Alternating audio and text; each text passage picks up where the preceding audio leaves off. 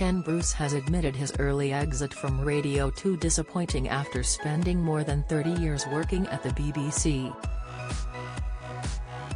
The 72-year-old DJ hosted his final show on March 3, instead of at the end of the month when his contract was due to end. Ken announced he would be leaving Radio 2 in January, becoming the latest big-name star to part ways with the station. He follows in the footsteps of Paul O'Grady, Graham Norton, Chris Evans, Craig Charles and Vanessa Feltz in what has been described as a Legends exodus. He admitted he wanted his exit to be on his own terms when he discovered he was being taken off the air early. In an interview ahead of the launch of his new show on Greatest Hits Radio, Ken told how he chose to leave Radio 2 when, months away from the end of his 2-year contract, he'd not been approached about renewing it. "I wanted it to be my decision," he explained. "There was no pressure and I've been more appreciated in the last 10 years at the BBC than I was in the first 25. But I decided to go. I think I did surprise them, but the fact was I hadn't been offered any continuation at that point. They then said, well, we were going to offer you another 3 years. But by that point, Ken said he'd already signed a deal with Greatest Hits Radio and didn't want to get into a bidding war." When Ken's exit from Radio 2 was initially announced, the BBC said Ken would host his show until the end of March.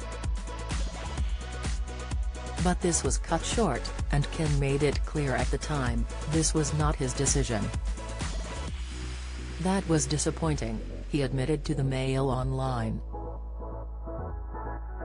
"I thought, come on, you can trust me. I'm not going to do a Dave Lee Travis, and start bad-mouthing everybody, because I had a lovely time at the BBC. So it was all a bit unnecessary." He previously said, "It's entirely within the BBC's right to ask me to step away a little early. But for the sake of 17 days, which was all that was remaining on my contract, it seems a shame. My belief is that, when I'm given a contract, I work to it and complete it. Over the last 46 years, I haven't had very much time off. I've attempted to turn up whenever I'm required to turn up. So my natural feeling as a broadcaster is if I've got 17 days to do, I want to do them." The DJ moving to rival station Greatest Hits Radio to present a new mid-morning show from 10 a.m. to 1 p.m. And he will be taking his long-running and much-loved Quiz Pop master with him. Prior to his departure, Ken said he would always be proud of his association with the BBC and Radio 2, but wanted to continue his career in a slightly different way in the next few years. Addressing his show being brought to an end early, he previously claimed he wasn't given any real reason that I understood for the change. In a statement the BBC said, Ken decided to leave Radio 2 and it's always been known he's leaving in March.